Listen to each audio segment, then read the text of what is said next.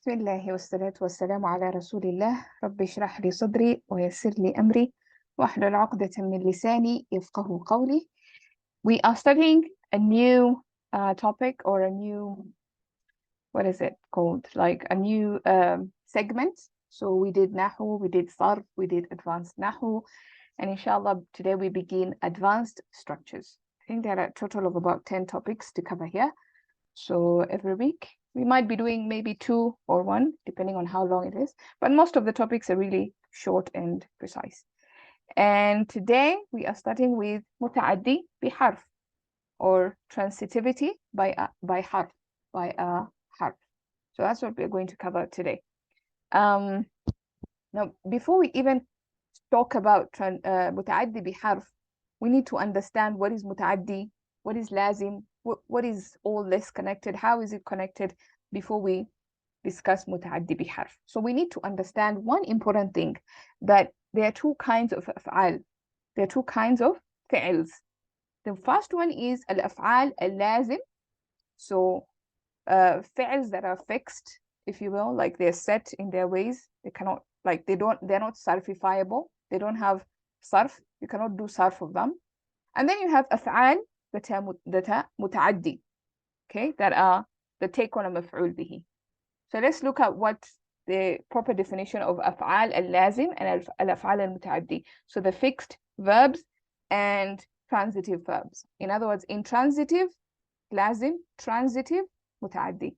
So intransitive for lazim and transitive for muta'addi. So al-af'al al-lazim, these are verbs whose meanings are complete with only a fa'il. So they need a fa'il to complete its meaning and to make a sound meaning. For example, if I said, the boy slept. The boy slept. The boy did not need anybody else or didn't need anything else to sleep. They did the sleeping by themselves. So the doer completes the verb. It completes the meaning. You don't need anything else extra to add to the meaning. So basically, you don't ask the question, he slept what, or he slept who. It doesn't make any sense. But with al-af'al al-muta'addi, there's always a question that is lingering at the back of the mind. So it is not necessarily complete unless you accompany it with at least one maf'ul bihi as-sarih. So what did I just say here? I said al-af'al al-muta'addi, these are verbs whose meanings are not complete unless you accompany it with a maf'ul bihi. Okay? And when we say a maf'ul bihi as-sarih, we mean basically a direct maf'ul bihi. So as-sarih means direct, something you can attach to the verb directly. It could be a pronoun, an attached pronoun. We know an attached pronoun to a verb is a maf'ul bihi, right? Remember that long ago, we said that an attached pronoun to a fi'l is the maf'ul bihi of that fi'l. So that is a direct maf'ul bihi. Or it could be an outside maf'ul bihi, like a normal maf'ul bihi. If I say, for example, I drank tea. I drank tea. I drank, this is the verb. But then the question in your mind is, what did you drink? What was it? Then tea is the thing that answers the question, what? So this is your maf'ul bihi. And you can see it is a clear maf'ul bihi. It is not an indirect maf'ul bihi. Okay, so we have a direct maf'ul bihi and we have an indirect maf'ul bihi. Direct maf'ul bihi is called as-sarih, and an indirect maf'ul bihi is called ghayr sarih. So the indirect one is basically the muta'addi biharf that we're going to cover today. All right? Any questions so far? So the idea of a muta'addi, a verb that is muta'addi, basically comes with a maf'ul bihi that answers the question what or who. Remember, maf'ul bihi answers what or who. So in this topic, we are not talking about the other kinds of maf'ul. We're not talking about maf'ul fihi, we're not talking about maf'ul lahu, we're not talking about maf'ul, none of those. Only maf'ul bihi is affected. You can have a maf'ul lahu, you can have a maf'ul fihi, you can have the different kinds of mafa'il.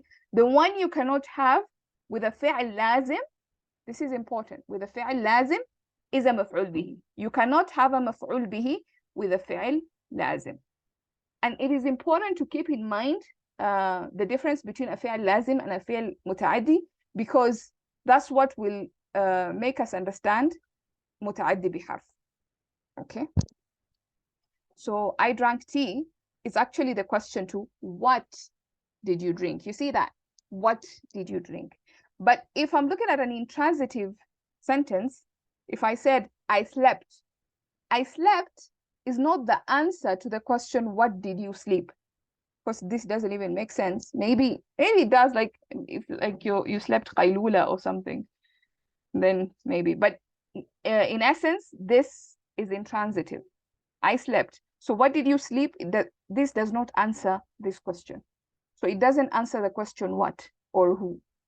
So this one is intransitive. Okay. It will become clearer as we go on, inshallah.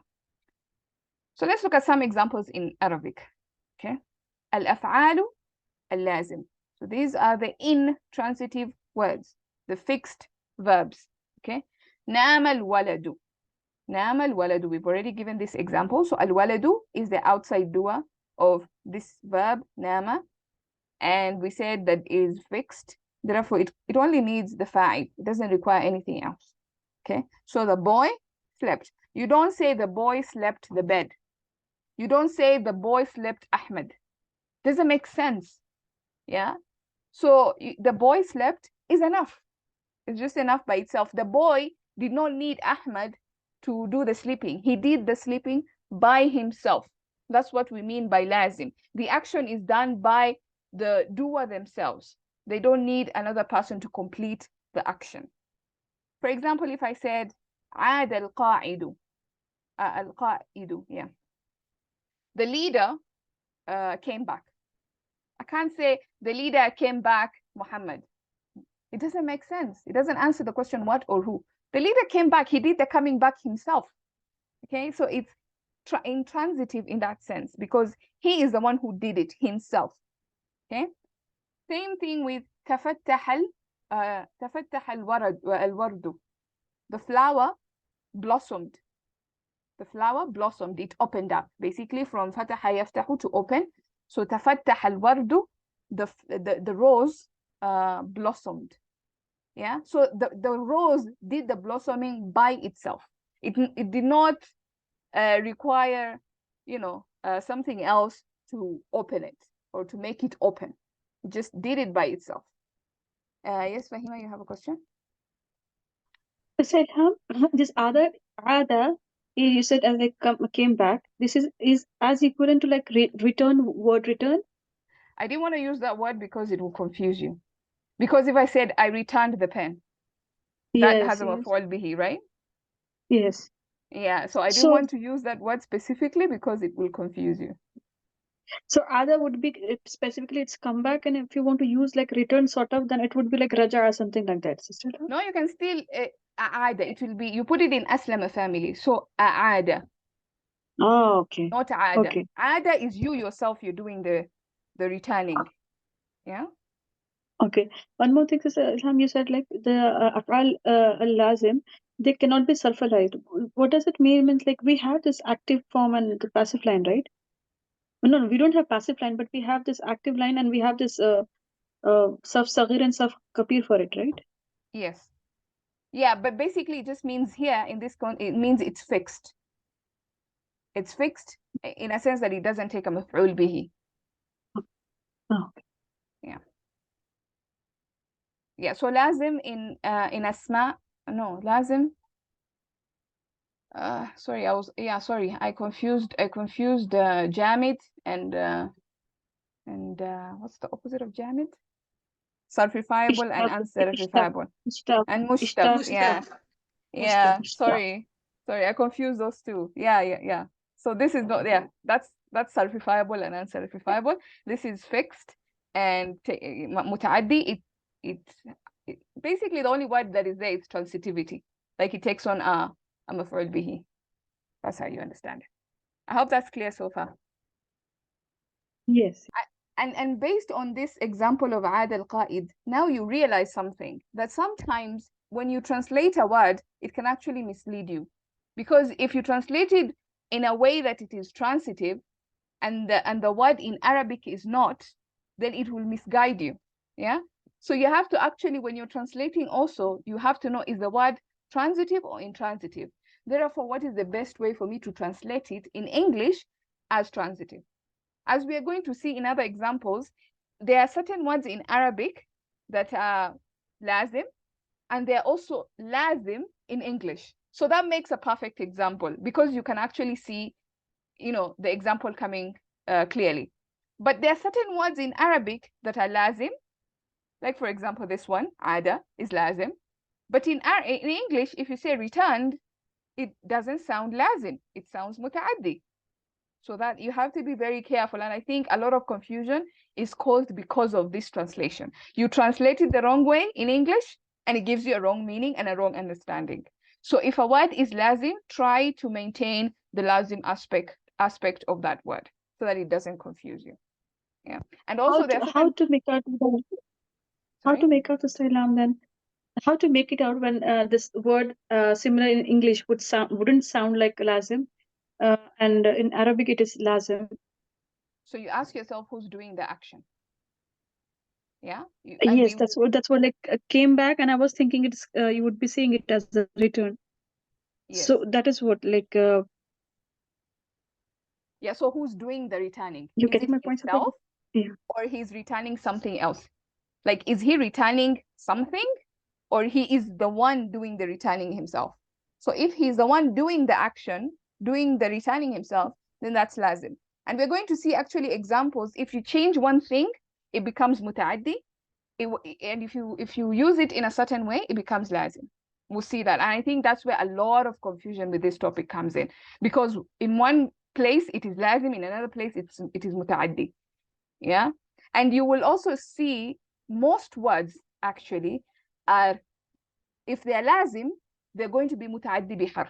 If you even open al-ma'ani and you just type in a lazim word, you type in one word, like you can go and type in ada. If you type in ada or nama, for example, it will tell you lazim muta'addi biharf. Lazim muta'addi biharf. So you find a lot of words that are lazim are actually muta'addi biharf. There are very, very few words that are true lazim. And when I say true lazim, I mean you cannot even do muta'addi biharf. Like you cannot change it. For example, karuma. Karuma is karuma. You can never, like, there's no passive line, right? We know that. There's no passive line. You cannot bring a harf to it and make it karuma bi or karuma fi, or there's nothing like that. So there are very few words that are actually true passives, true lazim, but most of the lazim, you can actually make them muta'addi biharf. So that's an important thing to always remember. Okay. So then we look at examples of al-af'al al-muta'addi. Now these are verbs that are, when I say muta'addi, I mean they are transitive in nature by themselves. You will see in books, they will say muta'addi bi nafsihi or muta'addi li nafsihi. Yeah. So they are in nature transitive. In nature, they take on a maf'ul bihi. They don't need a harf for this business. They just take on a direct maf'ul bihi by themselves. For example, if I said akalatil bintu khubzan. Akalatil bintu khubzan. The girl ate, what did she eat? Khubzan, bread. So you see, it takes on a direct maf'ul bihi, akala. What did she eat? Bread. Okay. Then you have other af'al that even take on 2 or 3 maf'ul bihis. Yeah. For example, wajada is one of the fi'als that take on 2 maf'ul bihis. So wajadtu, I found. I found what? Al-ilma, knowledge. I found it to be what? Nafi'an. I found knowledge to be beneficial. So I have 2 maf'ul bihis. What did I find? And what did I find it to be? Okay, so I found knowledge to be beneficial, or I found knowledge beneficial. You don't even have to say to be, because that might confuse people and be like, oh, is there a kana, or is there a jumla ismiya? So you can just say, I found knowledge beneficial. Makes sense, right? You can even have 3 maf'ul bihis. Yeah. So for example, akhbara, and this happens mostly in aslama family and allama family. So akhbara, he told, or he said. Akhbara me, he told me. So you have an attached pronoun here, which is the first maf'ul bihi. So he told who? He told me. What did he tell me? Al-khabara, the news. And what about the news? كاذبا, lies. He told me the news was lies. And in this case, it's kind of hard to translate without was or is, because this essentially is a جملة اسمية. الخبر كاذبا, كاذبون. الخبر كاذبون. So جملة اسمية, مبتدا خبر. And then you put it in here, it becomes مفعول به number 2, مفعول به number 3. So that's how they look at the i'rab of that. Yeah. So you just have to be careful. There are a handful of these words. You don't have to know them. You don't have to memorize them. I mean, you can just know them. Most of them, they're going to be like this fi'ls of I knew, I thought, I saw, I assumed, I found. So you find something to be something. You know something to be something. You see something to be something else. Or he told me this and to be this. Things like that. So they're very easy to imagine the maf'ul bihi, to understand. Is there a question? How will we kind of differentiate between kind of why like how will we differentiate between a hal and a maf'ul bihi kind of in this example? Yeah. How will I say that it is not hal? That's a good question. I didn't want to get into that because it will have me to explain something called al-af'al al-qalb, which are basically this fi'l, dhanna, hasiba, ra'a, wajada. They're called af'al al-qalb. So they're fi'ls of the heart, like of thinking, of assuming, of things like that. So when it comes when it's a physical, let's take for example ra'a. Yeah, ra'a is one of the fi'l qalb, one of the seeing. So there are two kinds of seeing, right? I could actually see with my physical eye, and I could see with my heart. Like I feel it in my heart, but then I say I saw it. I saw it beautiful, or I saw it beneficial. Yeah, I could say that. I saw it beneficial. So when it is the seeing of the eye, when it's physical seeing, then the second ism is going to be hal. When it is physically, you're seeing, I saw this cup beautiful. How did I see it? Beautiful. Yeah, so I physically saw it. But if it is a seeing of the mind, I just found it to be beneficial, for example, then it's going to be a maf'ul bihi athani. That's very important. Yeah. Okay, thank you. Sure, no problem. Maybe one day, inshallah, we'll do a topic, complete lesson on af'alul qalb. Actually, they're called, let's not get into that. Yeah. So, Ilham, like you said, like some of the af'al will be completely muta'addi. They don't need any harf, right? Yes. To show the maf'ul bihi. So when we come across few of the words, some verbs which have harf attached to it, which got married to it, that means they were lazim, and with the help of this harf, they were made muta'addi? No. So here's the thing. You have lazim, muta'addi, muta'addi biharf. Yeah, those are the three ways in which you can look at. So basically, muta'addi biharf is actually a part of muta'addi. Yeah. So you have two kinds, lazim and muta'addi, and then you have, think of it like you have a different category, like it's muta'addi biharf. So if something is lazim, there are things you can do to it to make it muta'addi. Okay.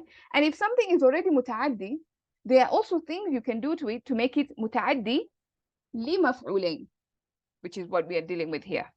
And then there also, if it's already muta'addi li maf'ulain, you can take it, you can do other things and you make it muta'addi li thalathati mafa'il, so that it has now 3 maf'ul bihis. Okay, and we will talk about that. It's coming.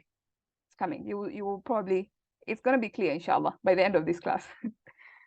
So one more important thing that we need to understand is that when you have al-muta'addi li maf'ulain, when you have 2 maf'uls, yeah, the first maf'ul, sometimes it can be mahduf. Just know this. We don't have to get into details with it. Maybe you're reading tafsir and then you just see that they're saying this ism is maf'ul bihi athani, and then you wonder, where is the first one? because the first one is actually hidden. And it's understood because it's the text or the context gives you the idea of what the first maf'ul is. So they don't need to mention it. So they assume that whatever is being mentioned next is going to be the maf'ul bihi athani. You'll see that in tafsir. So that's just an important point to always know. Now, like I mentioned, you have lazim. You can do something to lazim, make it muta'addi. You can take muta'addi, do something to it, make it muta'addi li maf'ulain. You can take muta'addi li maf'ulain, do something to it, make it muta'addi li thalathati mafa'il, to have 3 maf'ul bihis. What other things we can do? For example, what we're going to cover today, muta'addi biharf. If you add a jar majroor, if you make it jar majroor, you add a harf of jar, then it's going to be muta'addi biharf. So a lazim becomes muta'addi biharf because of adding the harf. Or you can put it in aslama family. We know this is very common. You take something that is lazim, put it in aslama family, it becomes to make somebody. So for example, jalasa, he sat. He sat down. He himself sat down. Okay, he's the one doing the sitting. So it's lazim. But ajlasa, to make someone else sit. So to make someone, that is basically the whole concept of muta'addi, to make someone do something. Yeah, or you can take it in allama. This is another common muta'addi family. And then you have istaghfara also is another common muta'addi family. Now, is this 100%? No. You can have verbs in aslama family that are actually lazim.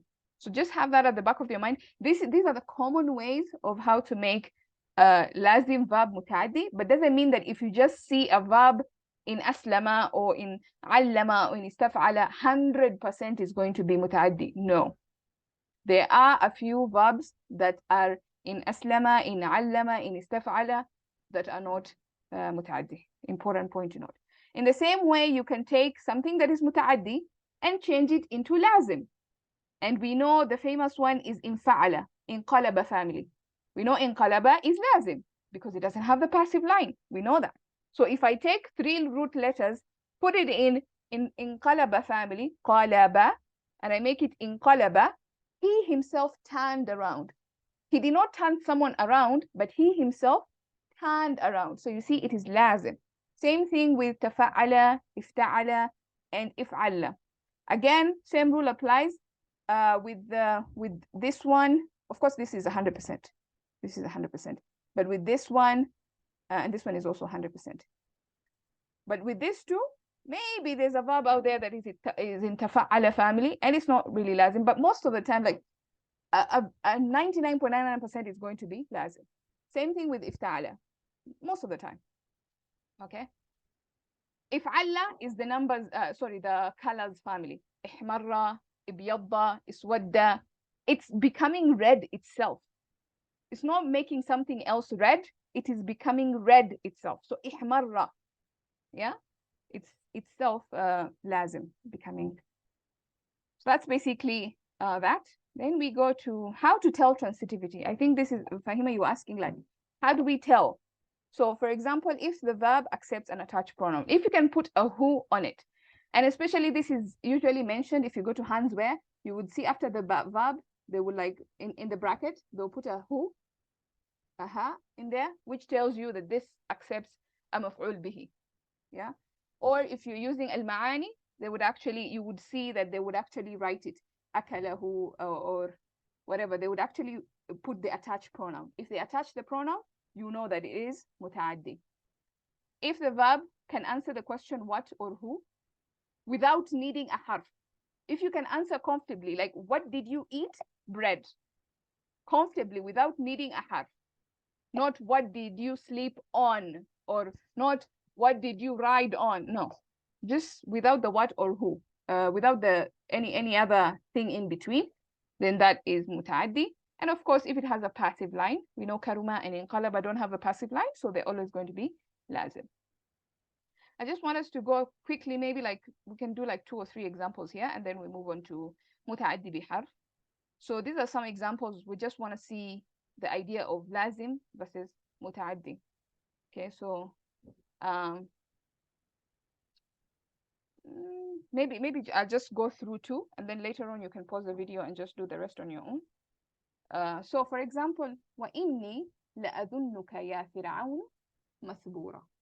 So we have إني, of course, إنني, basically, that's our مبتدا, and then whatever comes after it is a khabar. So we are looking for the verb, because when we're dealing with متعدي and لازم, we're talking about verbs.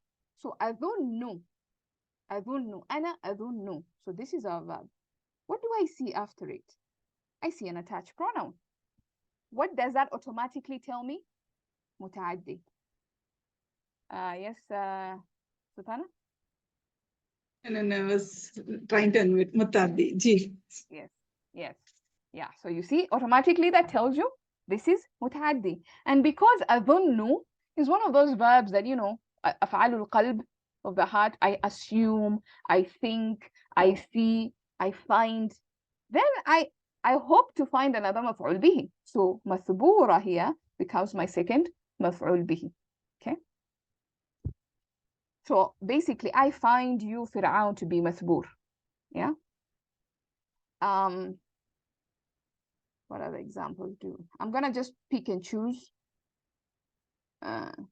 Okay, I'll do this one and maybe another one, and then we can skip this section because it's pretty straightforward. واشكروا, this is our verb. So it's a command. It's a فعل أمر. The فاعل is أنتم, y'all. Be thankful, or thank. Y'all thank. And then I go ahead and I see نعمة. نعمة is a مفعول به صريح, is a direct مفعول به, which tells me, of course, now, tells me that this is definitely متعدي, because I see that it comes with a مفعول به that is direct. Okay. Let's see if we have another one that is not. Okay. So let's look at the first example is also direct مفعول به only, right? First example, لأظنك, that is also a direct. Yes, this is also a direct مفعول به. This is also a direct مفعول به. Like there's no متعدي بحرف, in other words. So you see, attached pronoun is a direct مفعول به. مثبورا is also a direct مفعول به. Yeah. So that automatically tells you this is متعدي. You're not looking at a لازم verb. But for example, if we look at إن الذين اختلفوا فيه لفي شك منه. So إن الذين, of course, now مبتدا, then we have اسم الإشارة. So we come into where the verb is. اختلف يختلف. Okay. So I go ahead and I try to find, there's no attached pronoun. Okay, I look ahead. Is there any مفعول به that is direct? There's no مفعول به that is direct. Then I ask myself, what family is this? It looks like it's اقترب. اقترب, we said if it's اقترب, most likely it's لازم. So in that sense, I don't find any مفعول به. And when I check the meaning also, again, you have to confirm with the translation. اختلف is they themselves, they خلاف, what is somebody? They disagreed. Yeah, disputed amongst themselves. Yeah. So they're doing the disputing. So this, in this case, this is لازم. Is that clear? How we differentiate between متعدي and لازم?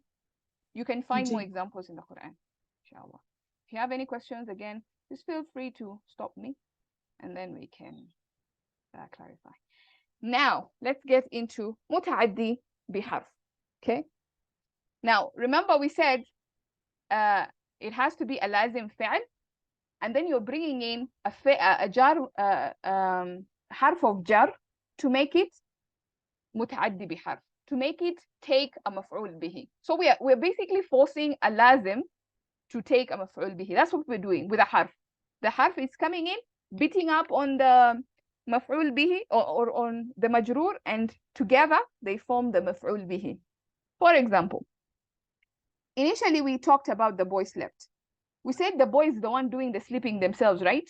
So this is لازم. He's doing the sleeping themselves. But متعدي بحرف, this should be متعدي بحرف here. بحرف. Okay. So then this becomes متعدي بحرف. Okay, that's fine.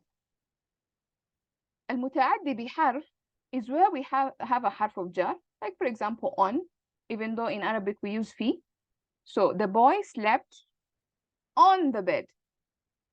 Okay, the boy slept on the bed. Now this becomes our maf'ul bihi. The whole fragment becomes our maf'ul bihi. Now I know what you're thinking. It's answering the question where, no?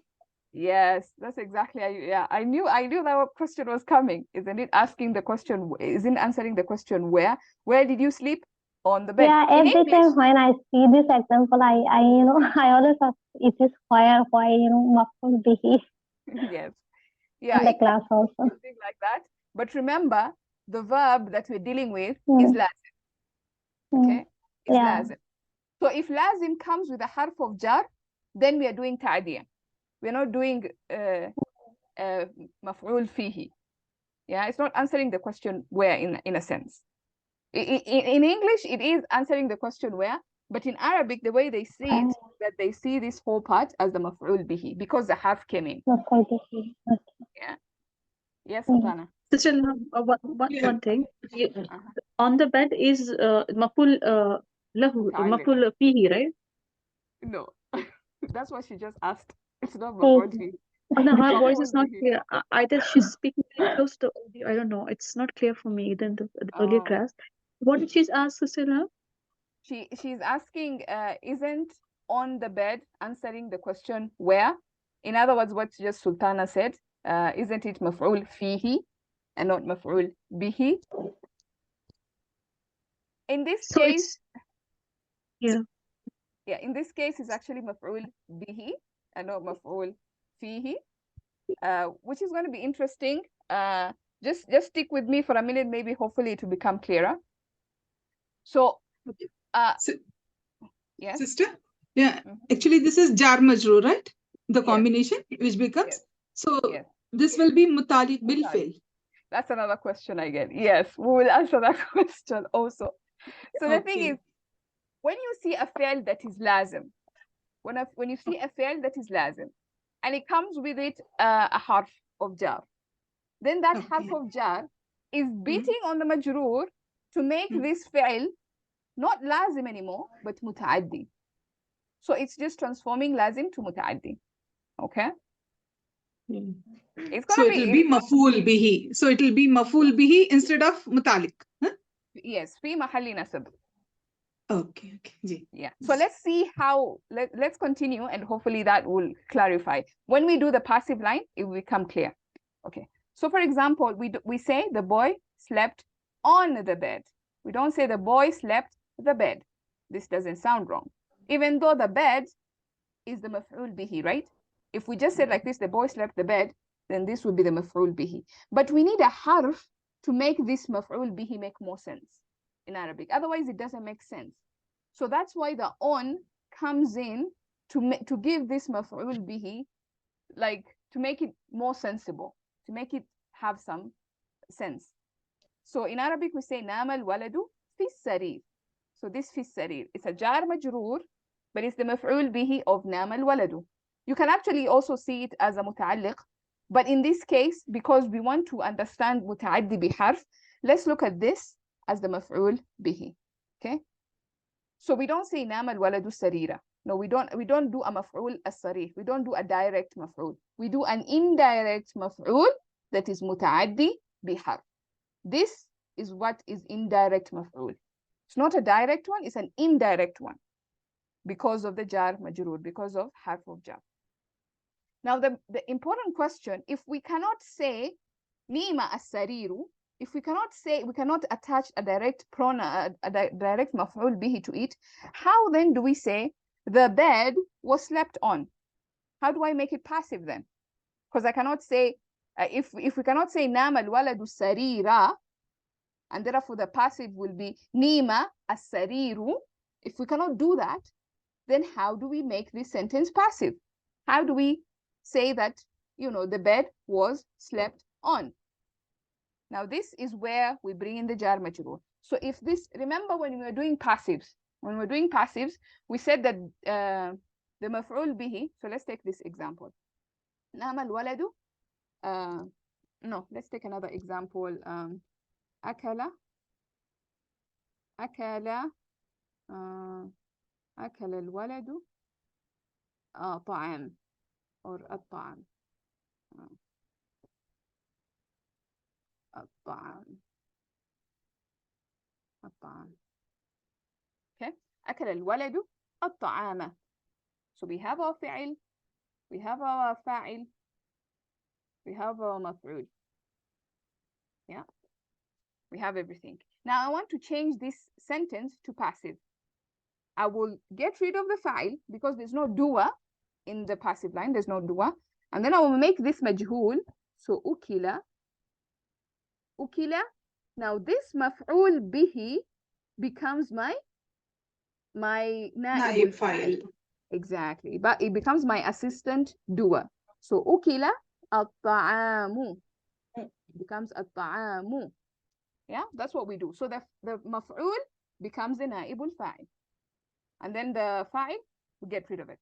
So in the same part here, when we're saying نام الولد and we're saying في السرير is the مفعول به. So when we get rid of الولد, which is the fa'il, we will have نيمة, and this is our مفعول به.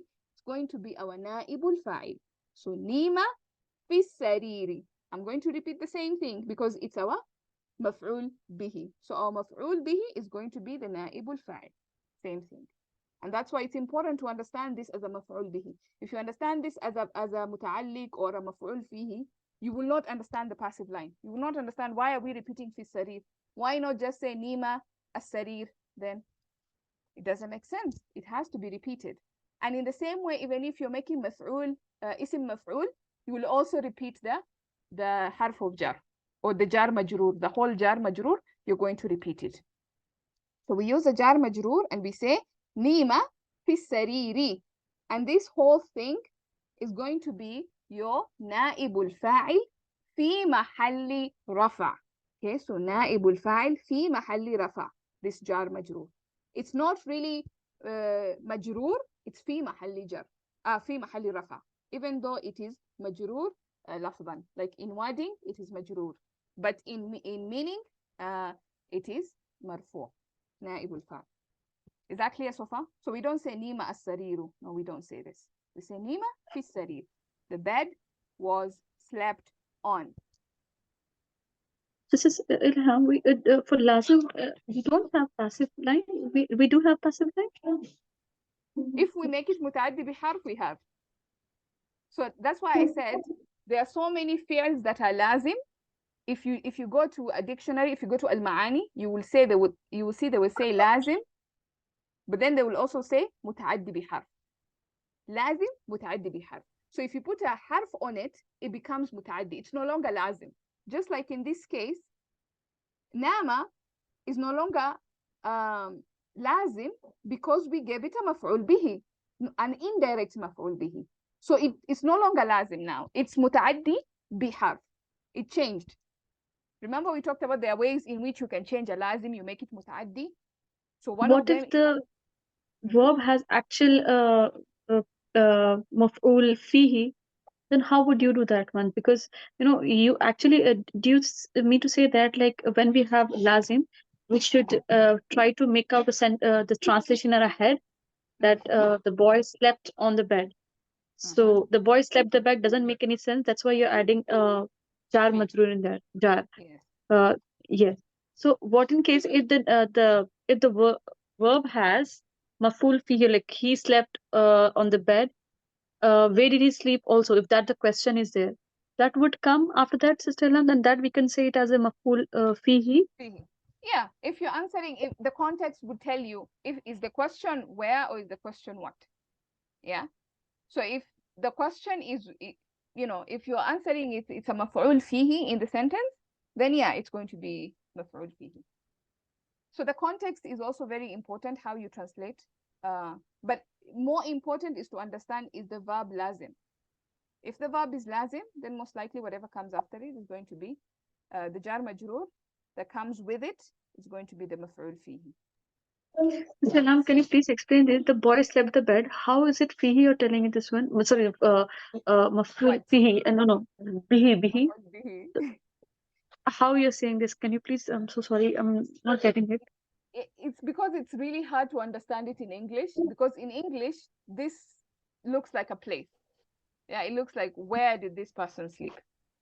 Yeah. Yes. Like it's like maybe this was not the best example. The boy. Let me see if I can be able to think of another مفعول به. غضب عليهم. Sorry? غضب عليه. Okay. So غضب. غضب عليه. So I can't say غضبه. I can't say غضبه. He was angry him. Yeah, maybe this is a better example than نام في السرير. So I can't say being angry. He was angry. It was him. He was doing the action of being angry. It was happening to him, right? So I cannot say it was happening to him. I cannot say غضبه. So for me to make this like he was angry at someone else, I need a harf jar. So he was angry at. Now this becomes confusing. Sorry. Yes, please. This becomes confusing. Why? Is because in English when we translate we need the word at. Because angry in English is also lazim. Also in English you need at to make sense. So when I translate it in English, it feels like it's just a jar majroor muta'alliq because I'm translating the at. But you will see in some examples that I'm going to give you, we don't even translate the jar majroor. It's just part of the verb. And that is the true lazim. In fact, let's just go there. So that hopefully it will make more sense in that sense. So alayhi is just a maf'ul bihi then, right? Yes, this is a maf'ul bihi. Because if I make it passive, it will be غضب عليه. Yeah. Okay. The other thing is, so when you're making passive, remember that we talked about this, the maf'ul becomes the na'ibul fa'il. Yeah, we already mentioned that. The other important thing is that when you're making it passive, it's always going to be the huwa version. You will not have julisat, you will not have julisna, you will not have julisu. It will always be the huwa version. Even if the person who did it was a woman, even if the people who did it were like 10, or even if it was them ladies, it doesn't matter who did it. It's always going to be the huwa version. Why is that? Because it's just common sense. We're not talking about the dua anymore. The dua is not part of the subject. Now, the main subject is, for example, here, the chairs. The chairs becomes the subject here. Or the na'ibul fa'il, which is acting like the dua. Even when we translate, we don't translate with the verb, we start with the na'ibul fa'il. So here we would say the chairs. So we are starting with the na'ibul fa'il, al karasi, were sat on. We don't know who did it. It might have been like 10 people. It might have been like them ladies. It might be anybody. We don't know because the dua is not mentioned. All we know is that the chairs were sat on. That's it. Okay. So this is an example where in Arabic, you need the ala, you need the on is being translated in English. You can see. But let's look at the second example. Shukka fil amri. Shukka fil amri. Maybe the active line could be shakka al-amiru fil amri. The amir doubted the matter. I'm saying doubted the matter. I'm not saying doubted in the matter. Do you hear that? I did not translate fi. So I just took this whole thing as one when I was translating it. Because in English, doubted is not lazim. But in Arabic, it's lazim in this case. Yeah? So shukka fil amri, the matter, again, we start with the na'ibul fa'il when we are translating. So we'll say the matter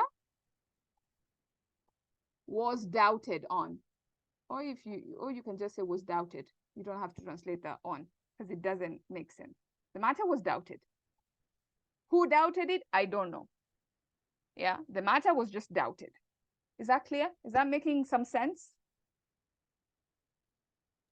Yes, sir. Fahima, are you? I know it's a bit confusing. Yes. Okay. Yes, I'll just watch the video again. That would be better.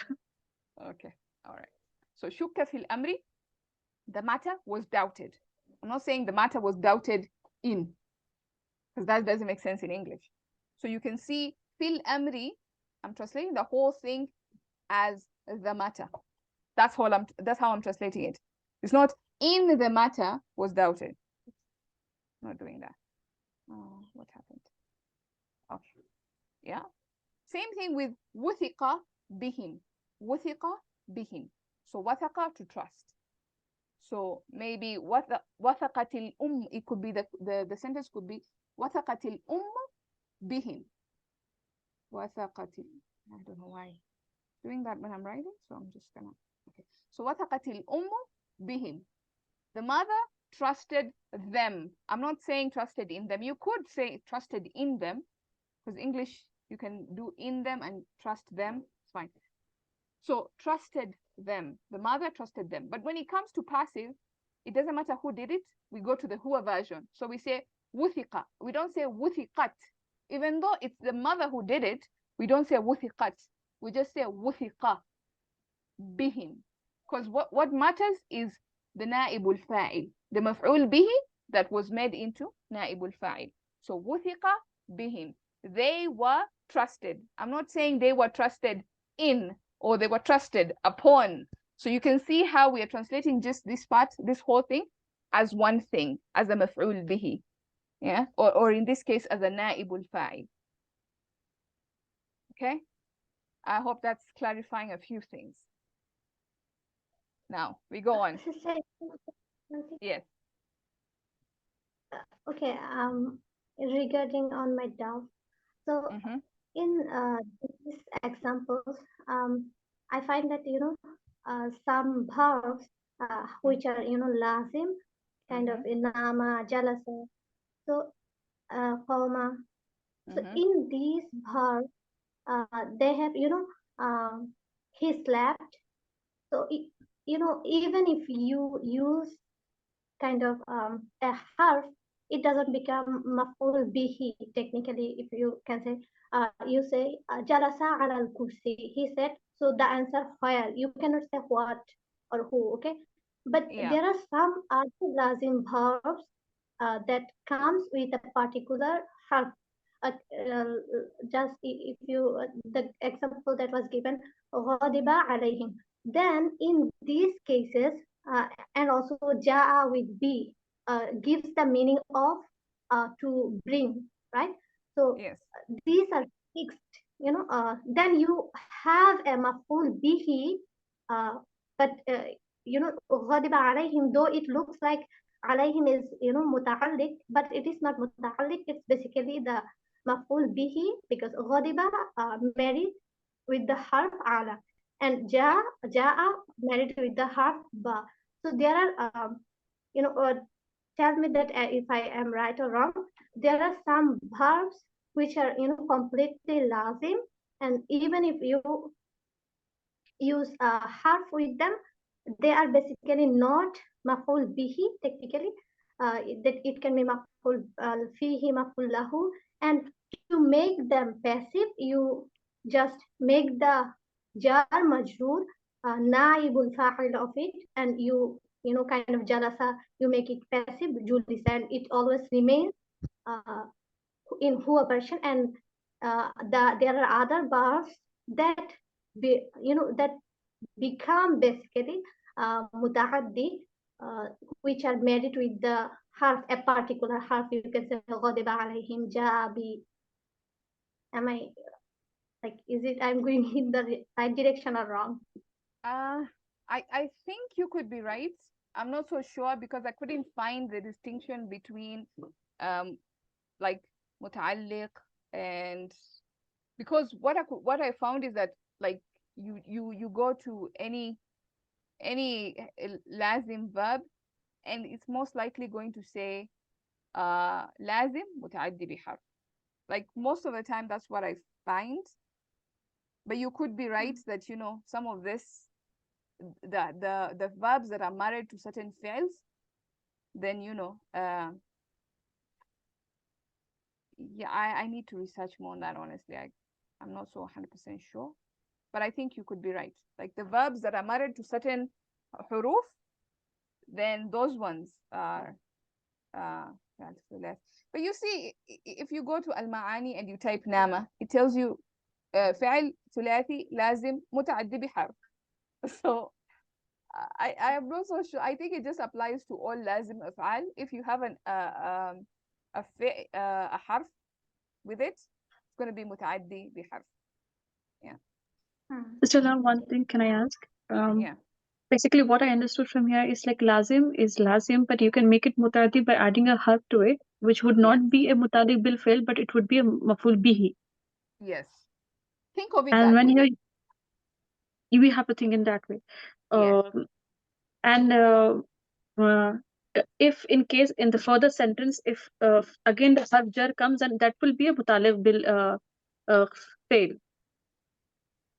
Yes. Is it not? If it the would be, sentence, right?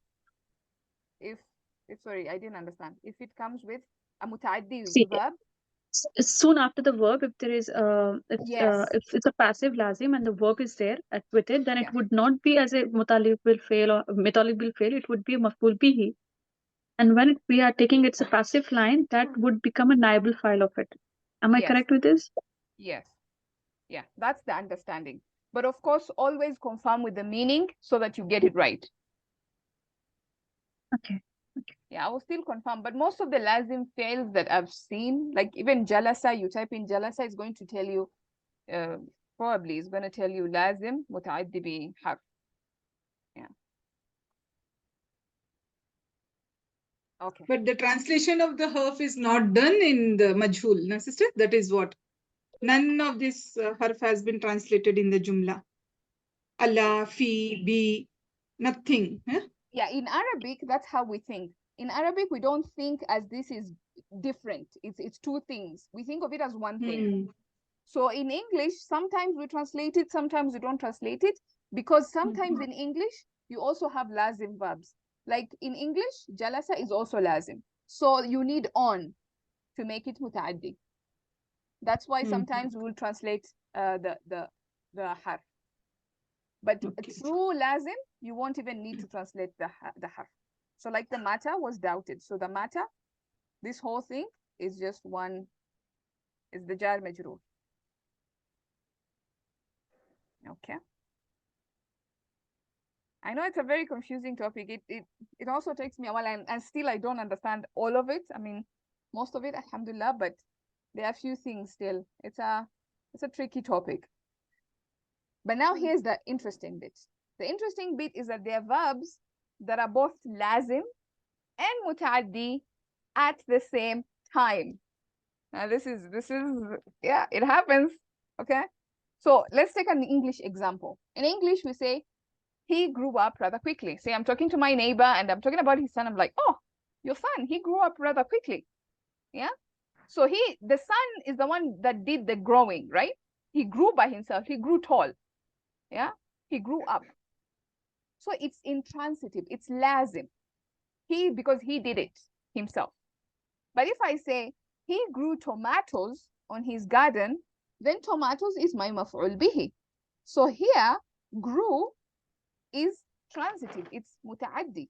It's the same verb, but I used it differently. And in one meaning, it was lazim. And in the other meaning, it was muta'addi. Okay? Same thing happens in Arabic. In Arabic, let's say, for example, the word hamala, to carry. Hamala, to carry.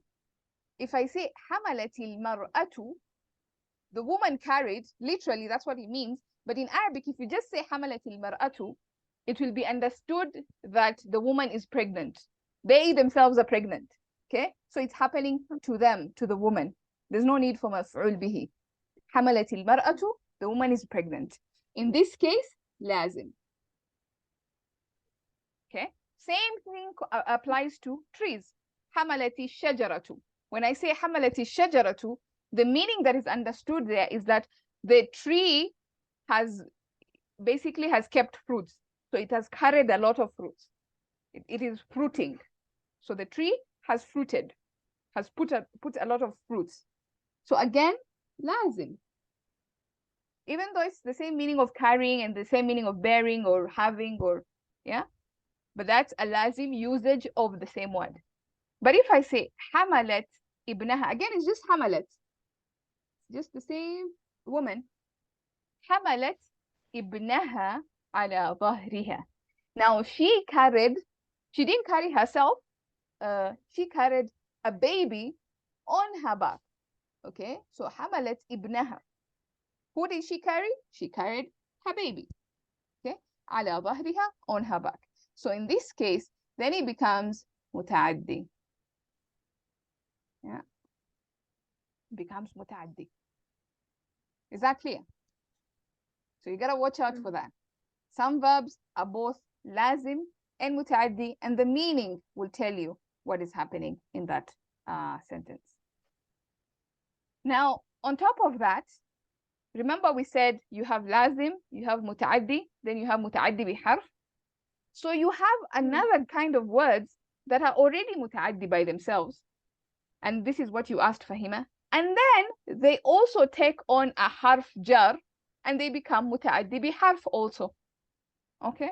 So already they are متعدي. They can take up a direct مفعول به. But sometimes you use them with a harf of jar for a different purpose or for an increase in meaning. So for example, the word shakara. Shakara comes in the Quran. These examples are in the Quran. So shakara comes with the direct maf'ul bihi. So you can say shakarahu. He thanked him. Direct maf'ul bihi. He thanked him. For example, in the ayah, Rabbi awzi'ni an ashkura ni'mataka. Ni'mataka. This is the dua of Sulaiman. He says, Rabbi, my Lord, awzi'ni, inspire me, embolden me. Inspire me is fine.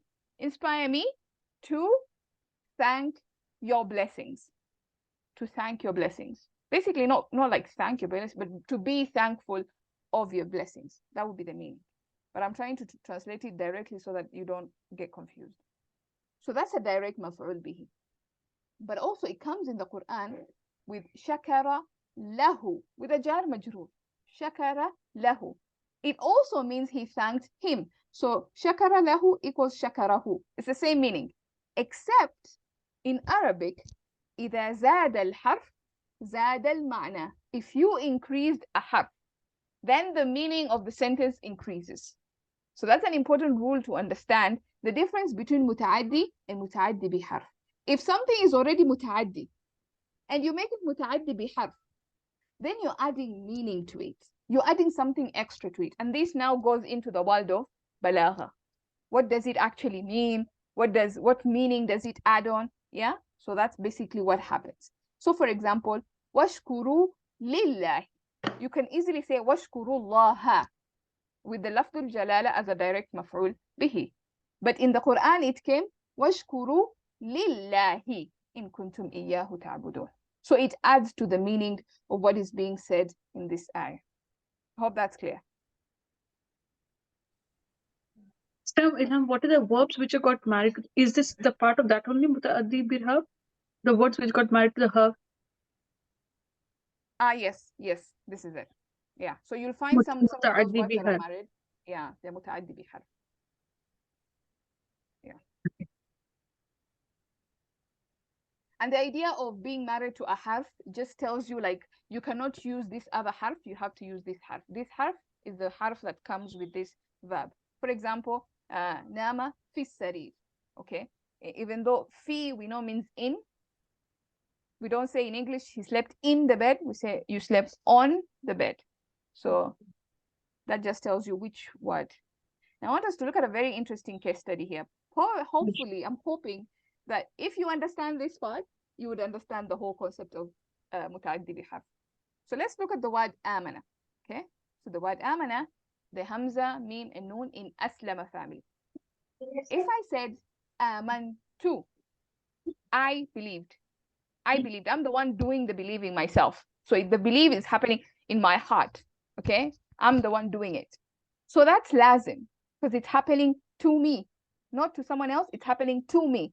That's the whole concept of lazim. When the action is happening to you or to that same person, it's not happening to someone else. You are not doing something to someone else. You are doing it to yourself. So amantu, I believed. So that's lazim. And again, you see, it's aslama family. And we said that if you take a verb and you put it in aslama family, it's going to be mutaaddi. But in this case, we are seeing a unique example where it's not. It's actually lazim. So this is the 0.01%. But the same root letters, hamza, mim, and noon, in the same family, amana, yu'minu, imanan. If I put a direct maf'ul bihi, if I say amantuhu, then it comes with a different meaning. Now it has the meaning of I kept him safe. Now you see how mutaaddi it becomes? Like I did the action, but I made someone else feel safe. I made someone else safe. So it is mutaaddi. So this one no longer has the meaning of belief. This one has the meaning of safety. I kept someone safe. I kept him safe. Amantu hu or amantu ha. If it takes a direct maf'ul bihi, it has the meaning of safety. Okay? Then, same family, same words. Amantu billahi. Now we bring in muta'addi biharf. Okay? I believed it was lazim. We brought in a harf. We made it muta'addi biharf. So you see, believe, believe. It is repeated. So the whole concept now we just made, who did you believe in? Believed in Allah. Amantu billahi. It's a jar majroor, but it answers the question, who? Who did you believe in? I believed in Allah. So I think this is probably the best explanation or the best summary of what mutaaddi biharf means, and what lazim means, and what mutaaddi binafsihi, mutaaddi by itself means. Is that clear? Yes, Sultana. Yeah, sister, here, like you said, amantu, that is I believed, right? So amana is he believed. Yes. So if it is amanahu, so he kept himself. Amantu, I kept him safe. So No, amantu. amana, the huwa version. Amanahu. So it will be amanahu. So he kept him safe. Amana, sorry, yes. Amana yu'minu. Amanahu. Babi Afala. Aslama family. Yes. Yes, it would be amanahu. Yes, you're right. You're right. Okay, He kept himself. amantu. So how can the meaning change here? Like amana was the huwa version, right? Amana. That is, yes, he kept safe. Yes. Aslama. So even then, ana version in that can be amantu, right? Yes. So the meaning cannot change, right? If it Yes, is it he can. kept him safe, then it is I kept him safe. Yes, amantu. So believed, how can then this happen? So okay, this is what you need to understand. Amana, the root letters hamza, mim, Noon. and noon. Ji. If you check in the dictionary, it will give you the meaning of to be safe, secure, to also the meaning of belief. So these are the main meanings of these root letters. Okay, but because I cannot say I believed him, like in Arabic it doesn't make sense that way. I believed him, I'm amantuhu, like this. It doesn't make sense. In English maybe it does. So that's why it's really hard to explain this concept, because we are translating it in English, and in English there are certain verbs that are lazim and which are not lazim in Arabic. So it becomes lost in translation, sort of. But these root letters, they have both meanings of safety and belief. So if it comes in this family, amana, with the idea of, so here's the thing. Amana, the meaning in family one, the meaning amana, to believe, is lazim. Okay, it's lazim. I believed. In family one, it's lazim. So if you, sorry, no, I'm confusing. Amana in family one has no meaning of belief. It has the meaning of safety. Yeah. So if you take it to family four, you have this meaning. Believed. And then you have Believed. this meaning also. Yes, believed. Yeah. Amana. Yeah. So this part here, it only has to do with keeping safety and security. So again, so then it should be from mujarrad, sister. Then it should be from mujarrad. Just amana, not amana. No, amantu. This is keeping safe. then the up one. That is what I'm confusing here because amangtu is same. Both are same. But this has The a first who. one, that This is one does maful, not right? have a who. Yes. The first But one that does is not have a maful bih. who. Yes. So I can The put a maful bihi here also, right? Amangtuhu. Even I can put the same maful bihi here also, up, right? Then the meaning changes. It cannot be I believed. I kept him safe. The meaning But changes. both You are put a maf'ul, the meaning changes. okay.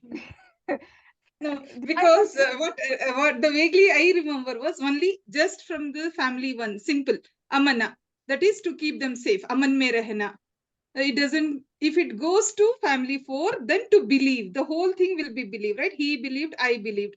That is Yes. amana is he believed. Amantu is I believed. So That's just one by meaning adding, and it's lazim. That's one meaning and it's lazim. If you make the same word, you make it muta'addi. If you make the same word muta'addi, the meaning changes. It doesn't stay the meaning of belief. So in that case, the meaning changes if it becomes muta'addi. But if the same word you make it muta'addi biharf, then it goes back to the same meaning of belief. believed. Okay. Yeah. Yeah. Yeah, because how do you say now I kept him safe? Because if amina ya'manu, to keep some to be safe, amina to be safe. That's mujarrad, family one. How do I say I kept him safe? How would you say? So might be some harf should be added. I thought in that way, like You add what? Because amina might be surf.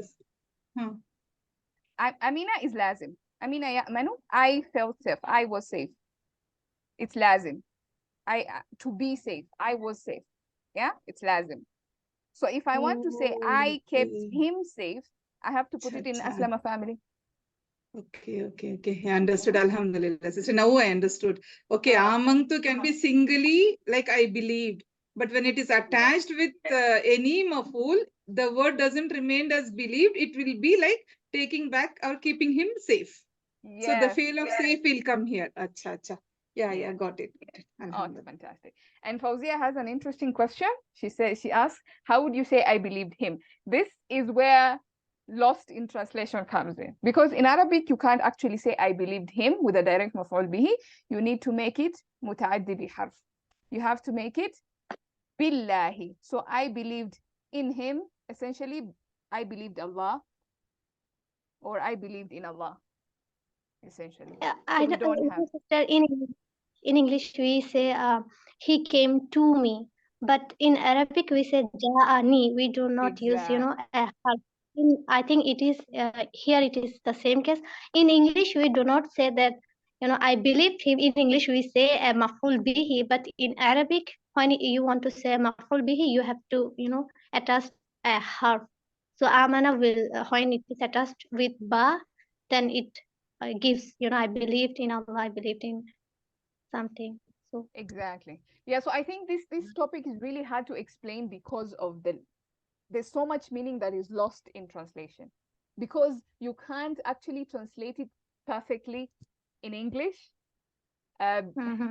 Because of certain words, they come with certain harfs in English, and in Arabic they don't. So it becomes very difficult to translate, because you can see in English we say I believed him, direct maf'ul bihi. But in Arabic we don't say amantuhu, direct maf'ul bihi. It has to be amantu bihi, I believed him, like that. Bihi with a harf jar. It's a tricky one. Yes. Muta'addi biharf is basically the part of the lazim which has been made muta'addi by using the harf. That's it. 100%, you got it. That's it. You take lazim, you make it muta'addi biharf. It was lazim initially, you add a harf of it, it becomes muta'addi biharf. And that the added harf will not be mutalik bil fail, but it would be a maf'ul bihi, which becomes again file in naibul file when you're using a passive line. That's it, right? Not file, but just the naibul file, because you don't have a file in the past. Yes, naibul file. Yes, 100. That's it. That's all you need to know about muta'addi biharf. If you get that, that's it. Yeah. That's the gist of it. Alhamdulillah. Any other questions?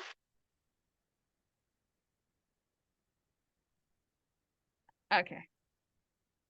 Yeah, so we can finish it up. There are not so many examples. We can do like 2 or 3, and then we can end. Because I know this topic it can get really confusing.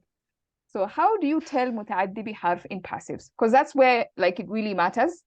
Because if in actives, you can find the i'rab of it. Like you can say, okay, maybe مفعول فيه, whatever.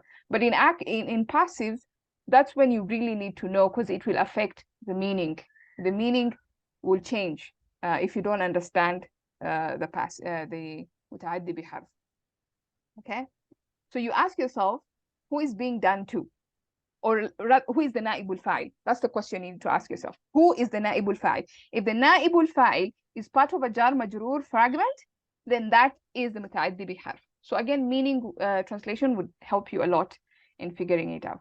So let's look at, I'll do the first one, and then maybe if you want to participate, you can raise your hand so that I can just explain the concept. So you have, for example, وَجِيءَ يَوْمَئِذٍ بِجَهَنَّمْ. Okay, وَجِيءَ bi. We are familiar with this example. We know that ja'a, bi, means to bring. It's married to that harf. And it's married to that harf because ja'a, he came, it's lazim. So I use bi to make it muta'addi biharf, to make it acquire a maf'ul bihi. Okay? So that jahannam now can be the maf'ul bihi of ja'a. He brought what? It answers the question what? He brought what? He brought jahannam.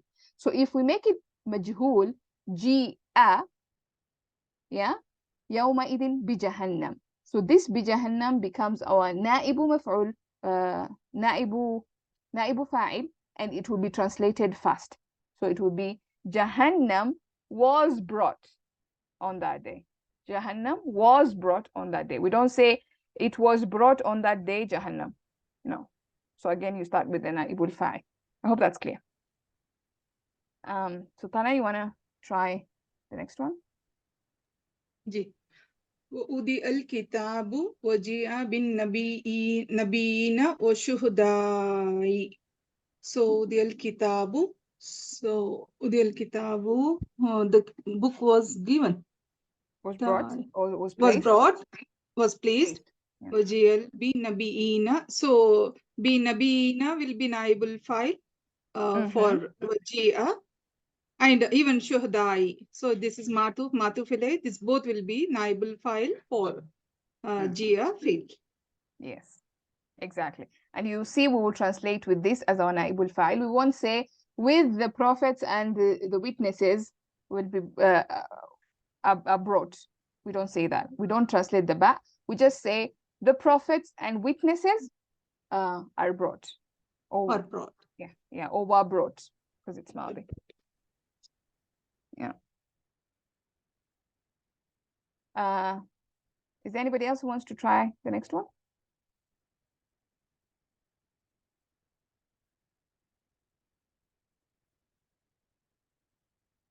Okay, I can explain the next one because it's also a bit tricky. So وَمَنْ عَاقَبَ بِمِثْلِ مَا عُوقِبَ بِهِ. So عُوقِبَ, عَاقَبَ is lazim. So you have عُوقِبَ, this is the passive, and it comes with bihi. So this bihi is basically our naibul fa'il in this case. And also bughya is another one. So bughya is lazim, and it's also majhul, and it comes with alayhi. Okay, so that's basically those two are the naibul fa'il fi mahalli rafa' of the majhul verbs. Okay. Bihi and alayhi. Yes. Okay. Yeah. So you won't actually say jar majrur. You would say that this is the naibul fa'il, because you would بمثل ما عوقب به, with the example of what ما عوقب به, what he was punished with, or with what he was punished. Yeah, with what he was punished. So it kind of like you translate with this one first. This one was a tricky one. This one is a tricky one. But there are few examples in the Quran So it's not really a topic to crack your brain a lot. Very, very few examples in the Quran. I could only find this. Maybe there are more, but it doesn't happen a lot. So you have وَظَنُّوا أَنَّهُمْ أُحِيطَ بِهِمْ أُحِيطَ Uhita بِهِم. is naibul file. Bihim is Exactly. naibul file. Yes, so أُحِيطَ is the فعل مجهول, and then بِهِم. And you can see all of them are in the huwa version. Huwa version. Yeah. So that's important to always note. If you see أُحِيطَت, that's not going to be it. So it's always going to be the huwa version. That's also important to remember if it's passive. Yeah. And then bihim is the naibul fa'il, which is fi mahalli rafa. They were surrounded. Yeah. They were surrounded. Uhita bihim. They were surrounded. Not he surrounded them. They were surrounded. They were surrounded. Yeah. So you see the difference in meaning. Yeah. So you can try and do these last examples. They're very few, just to be able to understand. You can also just check in the dictionaries. These verbs, they come with this. They're married to this af'al, and so on and so forth. And try and translate them. Yeah, translate them starting with the naibul fa'il, and so that you can get the meaning. Yeah. For example, ushira ila al-mujrimi. Ushira ila al-mujrimi. Ushira is to point or direct or indicate. So ila al-mujrimi, the criminal was pointed at. In English, you need the at. Again, translation issues. But in Arabic, it's just the criminal was pointed. That's how you would easily translate it so that it remains as a naibul fa'il. You can try the rest, and then let me know if you have any questions here or in the chat and in the group, and then we can see. Yeah, it was a tough one. The second one, sister, here it like we have to translate the first two parts, right? He took the permission to enter. Is it in that way? Yes, he was given permission to enter. Given. So udina lahu. Given, right? Yeah. He was given. Yeah. So we start with he. So this is our naibul fa'il, he. So we don't translate to him. Okay, yeah. Unless you want to translate like to him, permission was given. But then it's just weird English. So he was given permission to enter. So this will be translated next. Biddukhuli will be the third, where I will be writing it in the jumla. Yes, now this will be our muta'alliq, biddukhuli. Muta'alliq, okay. Yeah, and maybe the difference between muta'alliq and this just came to me, between muta'alliq and what we're looking at, naibul fa'il, is that the muta'alliq is actually connected to the fi'l. Yeah, it's not doing the action, or it's not being done to the action. It's just connect. Like for example, bidukhul, he was permitted to enter. Yeah, so it's just connected in that sense. Yeah.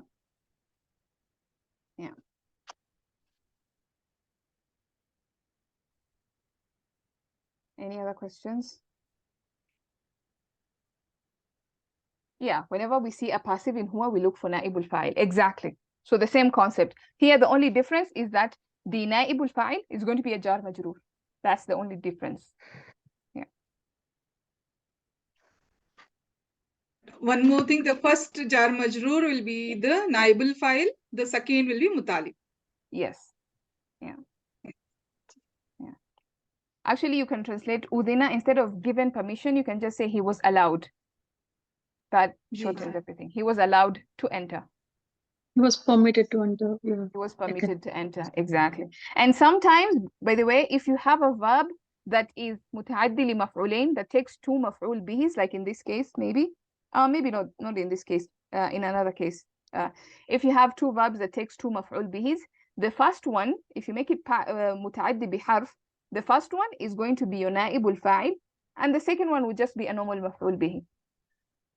I hope that's clear. Let me repeat that. Yes, If you have a fi'l, so let's go back here. If you have a fi'l that takes on two, so for example, we have this sentence here. وَجَدْتُ الْعِلْمَ نَافِعًا. I want to change this sentence into a passive. But this one is not متعدي بحرف. I wish if we had one that was متعدي بحرف. So basically, the idea is if you have a sentence that has two مفعول بهs, the first one is متعدي بحرف, the second one is a normal حرف, is a normal مفعول. Yeah, so the first one is a jar مجرور مفعول به, and the second one is a normal direct مفعول به. So you have a verb, it has two مفعول بهs. The first one is an indirect مفعول به. The second one is a direct مفعول به. What will happen is that when you make it passive, the first one will become the نائب الفاعل, and the second one will just be a normal مفعول به. It will just remain like a normal مفعول به. Is that clear? Yeah. Okay. Yep. I think we can end there. We've taken way more time to just explain this concept. Okay. Yes, I will add that in the notes, inshallah. And then hopefully I'll share the entire workbook. Although I keep working on the workbook as we go on, but it will just give you an idea of what we will be covering, inshallah. I ate hot roti. For example, sister, I ate okay hot bread. So there are two mafuls. So the first bread will be the direct. Once I make it majhul, the first thing will be the naibul file. The third will be maful bihi as it is. Hot will remain hot. Yeah, Okay. but except hot is not maf'ul bihi, it's a sifa. So hot bread, mawsuf sifa. So that would just remain mawsuf sifa. Mawsuf sifa. Yeah.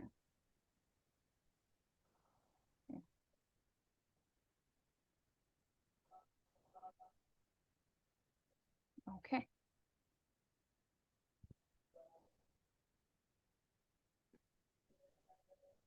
All right, I think we can end there.